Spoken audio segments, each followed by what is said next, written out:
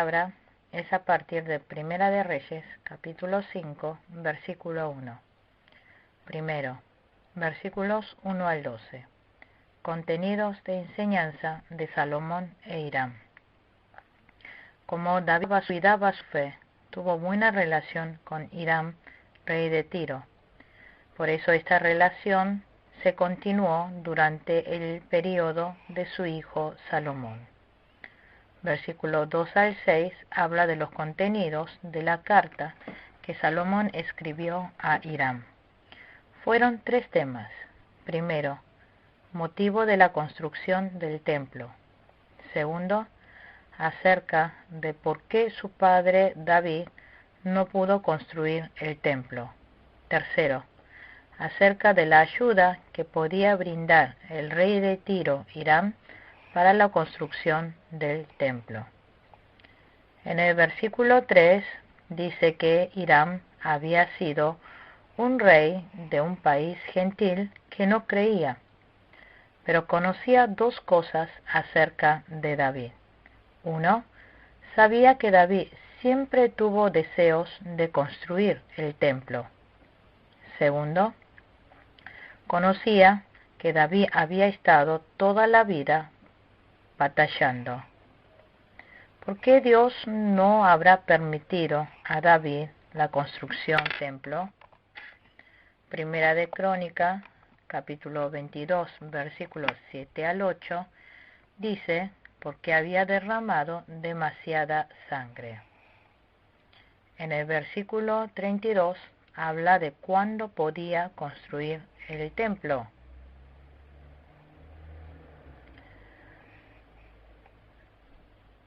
El templo es casa que salva a personas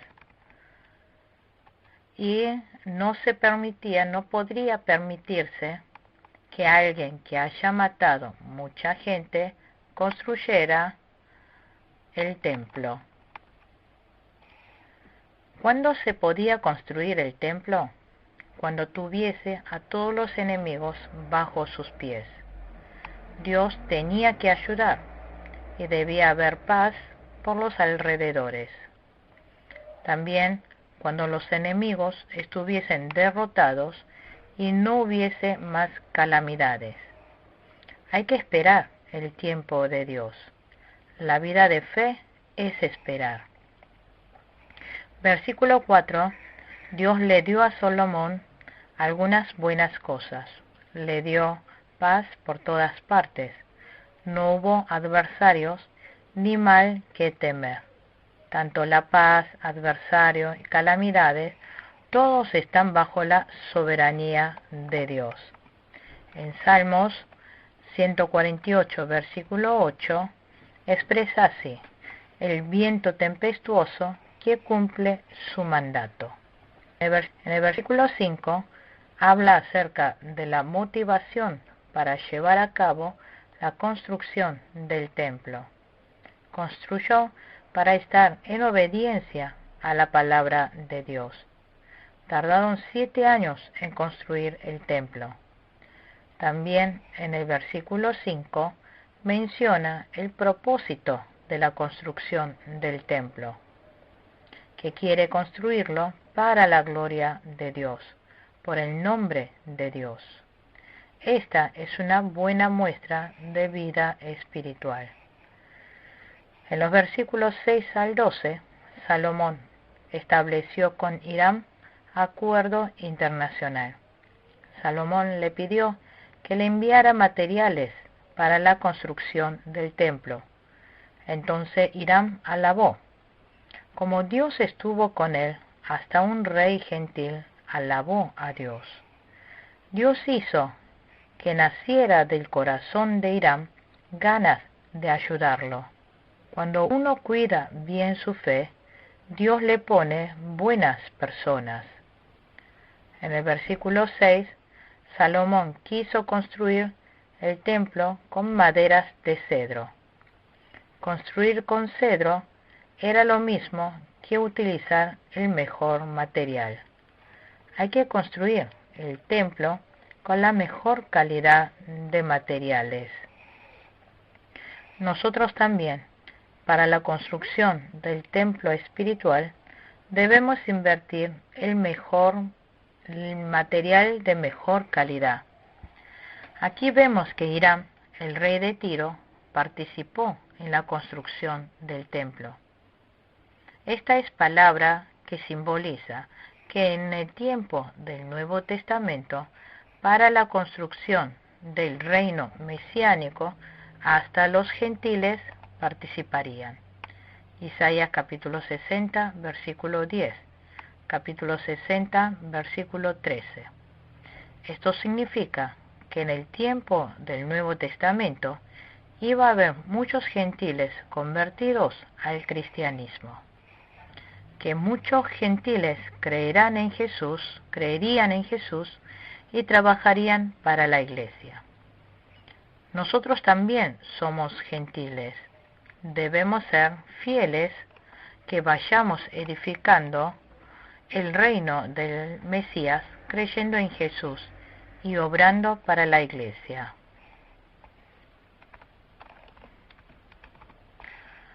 En el versículo 10, Hiram les envió maderas de cedro y madera de ciprés. Versículo 11 dice: y Salomón daba a Hiram trigo para el sustento de su familia y aceite puro cada año. En el versículo 6 dice que la gente de Tiro trabajaban bien la madera, pero los israelitas no. Por medio de esto muestra que Dios no le da a un solo país o a un solo hombre toda la capacidad. Dios le repartió a cada uno, hizo para que pudieran convivir complementándose.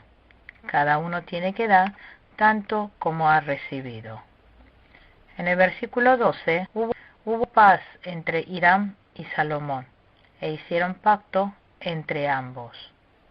Versículo 13 al 18 habla acerca de las manos de obra y la obra de construcción para la construcción del templo. Esto nos enseña simbólicamente acerca de la construcción de nuestro templo espiritual. Significa que cada uno en cada ámbito y nivel deben colaborar con todos los materiales que Dios dio para ir construyendo bien el templo espiritual. Aquí se mencionan a las personas que se movilizaron. En realidad, toda la gente de Israel se movilizó para la construcción. 30.000 israelitas recibieron el llamado para la construcción del templo. Segunda de Samuel, capítulo 24, versículo 9. El censo realizado en el tiempo de David fue de 1.300.000 habitantes. Este número solo son representantes escogidos de entre 50 o 40 personas del total de los habitantes de Israel. Versículo 15. Dice que en las montañas estaban los cargadores. 70.000 cargadores, 80.000 canteros, en total 150.000. Segunda de Crónica, capítulo 2, versículos 17 al 18, contaron a los gentiles y llegaron a 153.600. En el versículo 16 había además 3.300 capataces que estaban al frente de la obra y dirigían a los trabajadores. En Primera de Reyes, capítulo 9, versículo 23, aparecen 550 personas. Si juntamos, serían en total 3.850 personas. En Segunda de Crónica, capítulo 2, versículo 18, dice que eran 3.600 capataces. Y Segunda de Crónica, capítulo 8, versículo 10, 250 personas más. En total son 3.850 personas. En Reyes también dicen que que fueron 3.850, y en Segunda de Crónicas también fueron 3.850 personas. En Reyes clasificaron por cargos, en Crónicas clasificaron según etnia, pero ambos coinciden en que fueron 3.850 personas. Versículo 18. Habla entre los colaboradores, se mencionan constructores de Hiram. Estos labradores eran excelentes, por eso se unieron en la construcción. ¿Cuántos fueron los que se movilizaron? Obreros israelitas, 30.000. Gentiles, 150.000 obreros.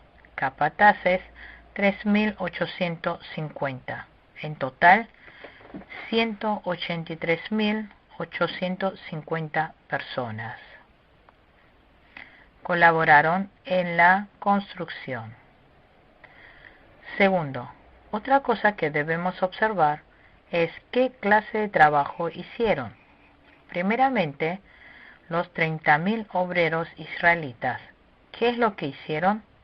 Ellos ayudaron en talar las maderas. Primera de Reyes, capítulo 5, versículo 6. La tala lo hacían los sidonios. La obra de Dios debe ser realizada tanto por profesionales como ayudantes. Los 150.000 cargadores trasladaban cargas. Eran personas encargadas de transportar las cargas. Llevaron maderas y piedras. La iglesia necesita de gente que puedan llevar cargas cargadas en los hombros. Habían 80.000 canteros, capataces 3.850 personas. Necesitaron de gente de Hiram y Gebal. Para el templo de Dios se necesitan muchas clases de personas. Gentes que puedan talar árboles también. Se necesitan de obreros que ayuden a talar los árboles. También se necesitan de gente que saque bloques de piedra de la montaña. Labradores de piedra también, capataces. Se necesitan también gente que transporten, movilicen las cosas. En la iglesia de Dios no hay nadie que sea imprescindible. Todos son imprescindibles. Con los talentos que Dios nos dio, cada uno ejercemos nuestra labor en el lugar que estamos. En estos versículos se mencionan que los materiales de la construcción del templo fueron piedras y maderas, materiales de la mejor calidad. Versículo 17. Las maderas eran de cedro y las piedras eran grandes y de mejor calidad. Nos está enseñando que para la construcción del templo se deben usar materiales de la mejor calidad. Para usar piedras en la construcción del templo, debían extraerlo, cortarlo, labrarlo. Solo piedras labradas podían ser usadas para el templo. Nuestro carácter también debe ser labradas para que se pueda construir bien el templo espiritual. Lo que Salomón hizo primero fue edificar el templo. Después construyó su palacio. En el tiempo del profeta Ageo, primero habían construido sus casas antes que el templo, por eso fueron castigados. Nosotros debemos construir primero el templo de Dios, con la mejor piedra, con los mejores materiales. Versículo 14. ¿De qué manera realizó el trabajo Salomón? El rey Salomón impuso trabajo forzado y reclutó a 30.000 obreros de todo Israel. Los envió al Líbano en relevos de 10.000 al mes y 2 meses en su casa. Hizo 3 relevos. 10.000 siempre permanecían en Líbano. 20.000 regresaban a casa. Esta fue la manera de construir el templo de Dios. En Líbano debía hacer lo que tenían que hacer, y en su casa también tenían que hacer lo que tenían que hacer. El que hace su trabajo tanto en Líbano como en su casa es el que llega a ser alguien apacible. Significa que se convierte en alguien útil. Juan capítulo 10, versículo 9. Nuestra vida de fe debe de ser de entrar y salir. Tiene que cuidar la fe en casa también. También debe cuidarla en el trabajo, en el templo. Y fuera del templo, también debe cuidar su vida de fe. Estuvieron un mes en Líbano, pero el resto del tiempo lo pasaba en casa, y eran de 2 meses. A través de esto nos muestra dónde tiene que dedicarse más trabajo, que permanezca más tiempo en casa. Primero tiene que ser fiel a la casa y hacer bien las cosas de la casa. Significa que dentro de una buena familia se obtiene ánimo y esperanza. Cuando la familia se torna difícil, también se producen problemas en la sociedad. Versículo 17 dice que sacaron bloques de piedra de mejor calidad. ¿Dónde lo iban a usarlo? Para echar cimientos. Lo más importante de una construcción es el cimiento. Tiene que estar bien la base. Vida de fe normal, correcta, conservadora. Hay que estar cimentado sobre una buena base. Cuando está bien firme la base, se podrá levantar bien el templo espiritual. No debe caer en el misticismo, tampoco en teologías modernas. Efesios capítulo 2, versículo 20, dice que debe estar edificado sobre el fundamento de los apóstoles y profetas, siendo la principal piedra del ángulo Jesucristo mismo. Nosotros debemos edificar nuestro templo espiritual sobre Jesucristo. Es importante la base, por eso lo hicieron con bloque de grandes piedras, con piedras labradas, con piedras de mejor calidad.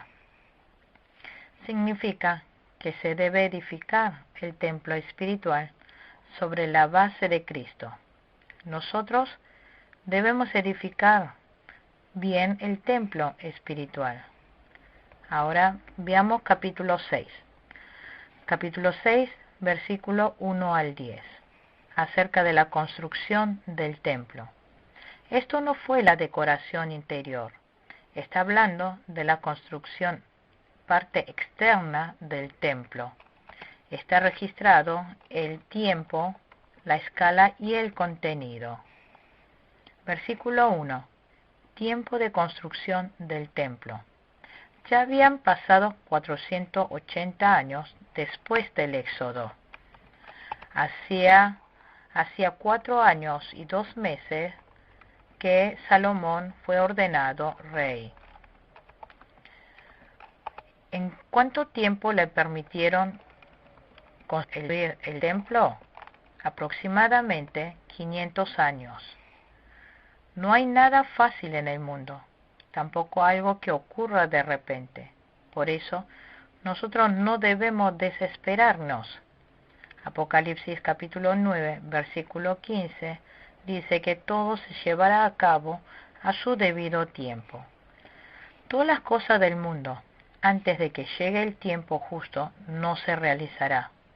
Salomón comenzó a construir el templo del Señor en el 4º año de su reinado en Israel, en el mes de Siv, que es el 2º mes. Habían transcurrido 480 años desde que los israelitas salieron de Egipto. En ese tiempo, Dios permitió construir el templo. Este era el tiempo designado. ¿Dónde era el lugar ahora designado? Segunda de Crónicas, capítulo 3, versículo 1. el lugar donde se construyó el templo. Habla del lugar donde se construyó el templo. Tenía que ser el lugar donde Dios hubiera permitido. Fue en el monte Moriah. En la parcela o en la era de Ornán el Jebuseo, en la parcela de Araúna el Jebuseo. El monte Moriah es el monte donde Abraham había llevado a Isaac para sacrificar hace 2000 años atrás. Fue el lugar donde le asignó a Abraham y donde David designó para construir el templo. El templo debía ser construido en el tiempo de Dios y en el lugar que Dios decida. Y la persona designada para construirlo fue Salomón. El tiempo que tardaron en construir el templo fue 7 años. Primera de Reyes, capítulo 6, versículo 38.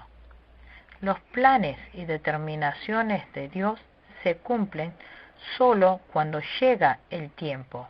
Por eso, nosotros no debemos desesperarnos, aunque las obras no se concreten todavía. Hay que saber que también es gracia cuando no sale bien las cosas. Cuando el camino se trabe, debemos tomarlo como gracia de Dios y no desesperarnos, porque cuando llegue el tiempo destinado, esa obra se concretará, incluso haya obstáculos. No se da porque todavía no ha llegado el tiempo. Cuando llegue el momento, aunque se oponga el faraón o haya impedimentos del Mar Rojo, Dios lo llevará a cabo con su poder. Versículos 2 al 3 hablaremos acerca del tamaño del templo. Vemos que su tamaño no era tan grande. Dios es el Padre Creador, que creó todas las cosas. Pero el lugar para que Dios habite es muy chico. ¿Por qué lo habrán construido tan pequeño? Aquí podemos observar que Dios no es alguien que se enfoca en la apariencia. Dios no es alguien que desea lo que es esplendoroso ni glorioso. Primera de Reyes, capítulo 8, versículo 27. Si los cielos, por alto que sean, no pueden contenerlo, Dios no se complace de la apariencia. Primera de Reyes, capítulo 8, versículo 12, dijo: Entonces dijo Salomón: Jehová ha dicho que él habitaría en la oscuridad. Por eso, el tamaño del templo era pequeño. Tenía 60 codos de largo. Un codo equivale a 45 centímetros. Así que son 27 metros. Y 20 codos de ancho. Son 9 metros. Y 30 codos de alto. Unos 13,5 metros. Si la medida de un departamento es de 3 metros, entonces el templo tendría la altura de un edificio de 5 pisos. En el versículo 3 habla acerca de lo que hay delante del templo. Estaba el pórtico. El pórtico es la entrada. Tenía 20 codos de largo a lo ancho de la casa, unos 9 metros, y el ancho delante de la casa era de 10 codos, 4,5 metros. Así le detallo específicamente el tamaño. En Primera de Crónicas, capítulo 28, versículo 11, lo hizo según los diseños que Dios le indicó a David. Dice: No debe construirlo ni más grande que eso, ni más chico que eso. Éxodo capítulo 25, versículo 8 al 9. Dijo que construyera acorde al diseño que Dios le había mostrado. Hay que utilizar los materiales que Dios dice que se use. Nuestro templo espiritual también debe ser edificado acorde a los materiales que Dios dispone. Nosotros debemos preparar el lugar espiritual donde Dios pueda morar. Versículo 4 al 6 habla acerca de las habitaciones y las ventanas. Hizo ventanas anchas por dentro y estrechas por fuera, ventanales con celosías. Son ventanas angostas y empostradas por todo el templo. Son ventanas que afuera son angostas y anchas por dentro, para que pueda entrar bien la luz y el humo salir sin dificultad. En el versículo 5 se mencionan el lugar santo y el lugar santísimo. Edificó también junto al muro de la casa aposentos alrededor, contra las paredes de la casa, alrededor del templo y del lugar santísimo, e hizo cámaras laterales alrededor. Ezequiel capítulo 41, versículo 6, las cámaras laterales estaban sobrepuestas unas a otras, 30 en cada uno de los 3 pisos. ¿Cuál era el propósito de las cámaras laterales? Ezequiel capítulo 42, versículo 13 al 14, dice que es el lugar donde se comen las santas ofrendas, también donde se cambian sus vestiduras. Las cámaras eran lugares donde se guardaban las santas ofrendas y comían, y donde se cambiaban las vestiduras los sacerdotes.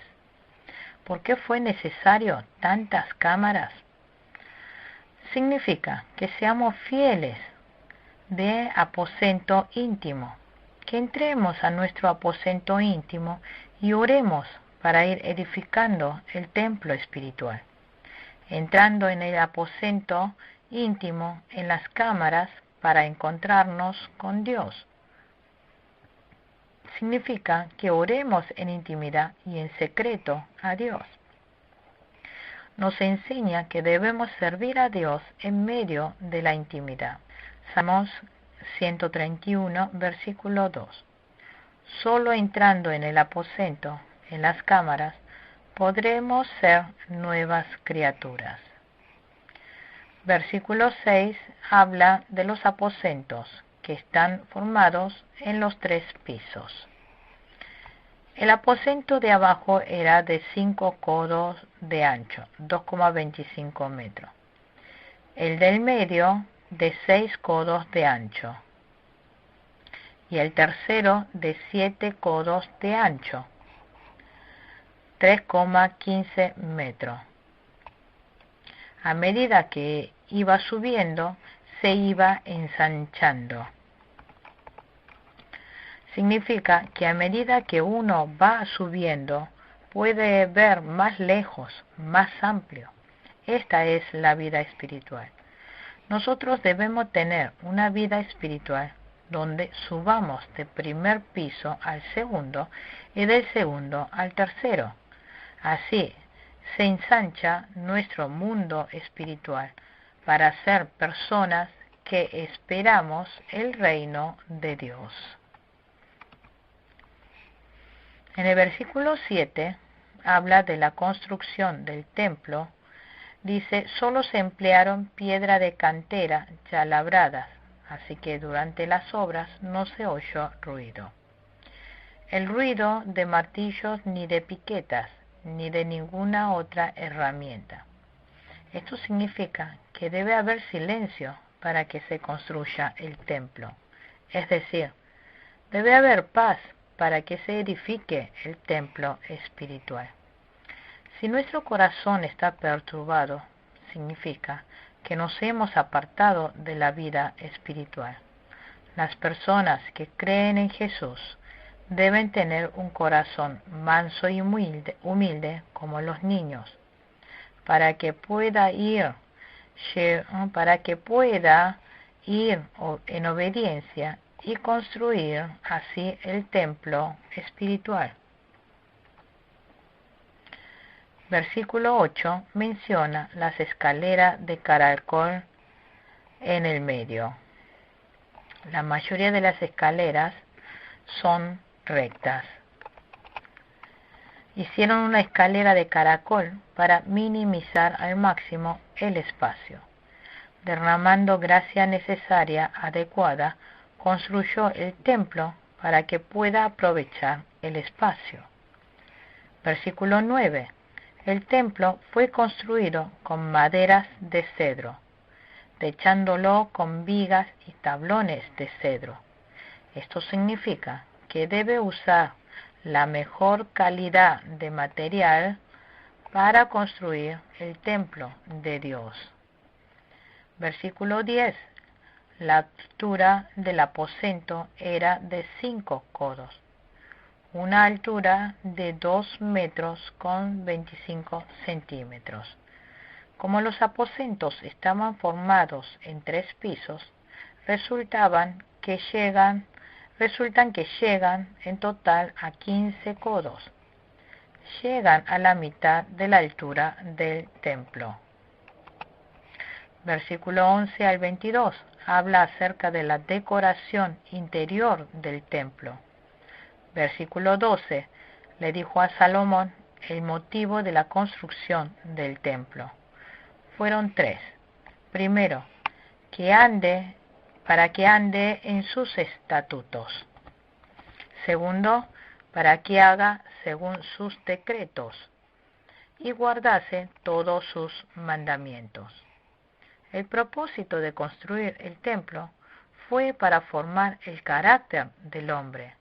Para dar gracia, la palabra de Dios tiene 3 características. Es estatuto, son decretos y mandamientos. Hizo construir el templo para que fuera hombre que obedeciera estas palabras. Dijo que si cumplía estas 3 pautas, le daría 3 clases de gracia. Primero, versículo 12. Dice, cumplirá la palabra que habló a David su padre. Segundo, versículo 13. Dios estará con ellos. Tercero, versículo 13. Y no abandonará a su pueblo. Significa que construya el templo siguiendo los estatutos, decretos y mandamientos. Y después de haber levantado, el que sigue obedeciendo recibirá todas las bendiciones. Versículo 14 al 22 realizó la decoración interior del templo. Dentro del templo se encuentran el lugar santo y el lugar santísimo, y cubrió las paredes de la casa con tablas de cedro, revistiéndola de madera por dentro, desde el suelo de la casa hasta las vigas de las techumbres. Cubrió también el pavimento con madera de ciprés. Versículo 21 y 22. Revistió todo con oro hasta las maderas. Levantó con piedras, lo cubrió con madera y lo revistió con oro. El tabernáculo de Moisés tenía forma rectangular. El templo de Salomón tenía el doble del tamaño que el tabernáculo de Moisés. En el versículo 18, y la casa estaba cubierta de cedro por dentro, y tenía entalladura de calabaza silvestre y de botones de flores. Significa que aquel que lleve vida centrada en el templo tendrá frutos como calabacera. También será alguien con gozo, alegría, hermosura y gloria. Debemos recordar una cosa. Por medio de esta construcción externa e interna del templo, que debe decorar más hermoso lo interior que lo exterior. Esta es la ley de servir a Dios. El tabernáculo también era más hermoso el interior que el exterior. A medida que va entrando, se hace cada vez más hermoso. Esta es la vida de fe de un buen fiel. Cantares capítulo 1, versículo 5, que la mujer sulamita era tan hermosa como las tiendas de seda, como las cortinas de Salomón, dice. Es más importante decorar nuestro ser interior. El lugar santísimo era un lugar muy solemne. Era el lugar donde el sumo sacerdote llevaba la sangre una vez al mes, al año, durante la semana de expiación. Versículo 20. El lugar santísimo estaba en la parte de adentro, tenía forma de un cubo. Tenía la misma medida, el ancho, la altura y el largo. Sea de qué lado viese, el lugar santísimo era cuadrada. Ezequiel capítulo 45, versículo 2. Ezequiel capítulo 48, versículo 20. Apocalipsis capítulo 21, versículo 6. Dios es perfecto y santo. Nosotros también debemos ser perfectos y santos. El lugar santo tiene forma rectangular. Entrando más adentro estaba el lugar santísimo. Entrar al lugar santísimo era encontrarse con los pactos de Dios, convertirse en personas perfectas y sinceras por medio de la palabra de Dios. Al arca del pacto lo expresan de varias maneras. Primero, arca de pacto, segundo lo llaman arca de la ley, tercero, arca del testimonio, en Éxodo capítulo 25, versículo 16, cuarto, arca de Dios, primera de Samuel capítulo 3, versículo 3, quinto, arca de Jehová, Josué capítulo 14, versículo 11, primera de Samuel capítulo 5, versículo 3, sexto, como arca del Señor. Dentro del arca del lugar santísimo había varios objetos. Las tablas de los 10 mandamientos, vasija de oro con maná, la vara brotada de Aarón. Éxodo capítulo 16, versículo 33, Hebreos capítulo 9, versículo 4. Pero en el tiempo de Salomón, ¿qué habrá quedado? Solo quedaron las 2 tablas de los 10 mandamientos. Primera de Reyes, capítulo 8, versículo 9. Revistió al templo con oro.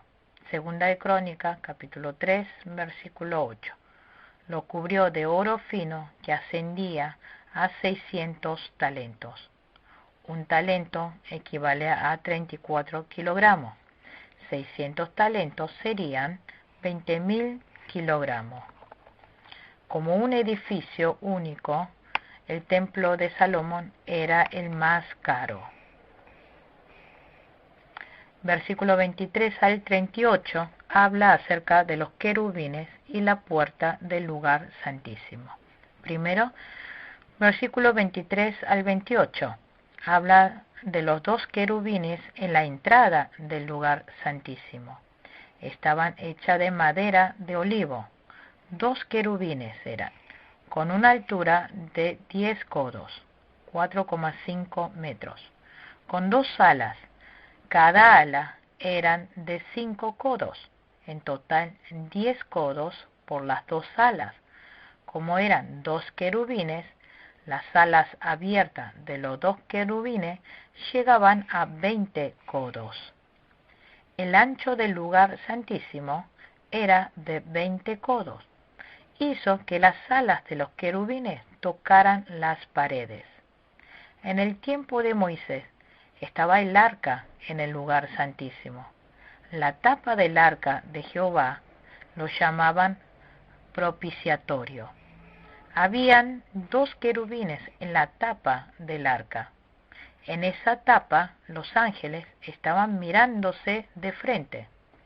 Son diferentes el tamaño del lugar santo y del lugar santísimo. Hay diferencia entre el tamaño del lugar santo y santísimo. La altura del lugar santo era de 30 codos. La altura del lugar santísimo era de 20 codos. ¿Qué nos está diciendo esto? La altura del lugar santo era de 30 codos. y para entrar al lugar santísimo debía reducir 10 codos. Entrar al lugar santo puede estar un poco alto, pero para entrar al lugar santísimo uno tiene que rebajarse un poco más. Hay que humillarse, hay que rebajarse para poder entrar.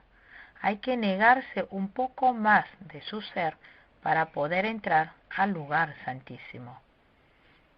Los ángeles tenían las dos alas abiertas.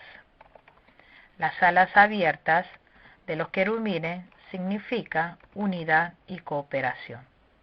Que hayan puesto a los querubines mirando para adelante significa que no dé vuelta para atrás. Versículo 29 menciona las incrustaciones. Y esculpió todas las paredes de la casa alrededor de diversas figuras. Versículo 29, 32, 35. De querubines, de palmeras y botones de flores, por dentro y por fuera. Versículo 31 al 35. Hay dos puertas. A la entrada del santuario hizo puertas de madera de olivo, y el umbral eran de diferentes tamaños. Como el tamaño de las puertas eran diferentes, debía rebajarse para poder entrar al lugar santo y al lugar santísimo. Del lugar santo al lugar santísimo. Nos enseña que para entrar al lugar santísimo debemos humillarnos. Mateo capítulo 7, versículo 13, Jesús dijo que entrara por la puerta angosta. La puerta del lugar santo era ancha, pero la puerta del lugar santísimo era más angosta. Señala la vida de fe de entrar en el lugar santísimo.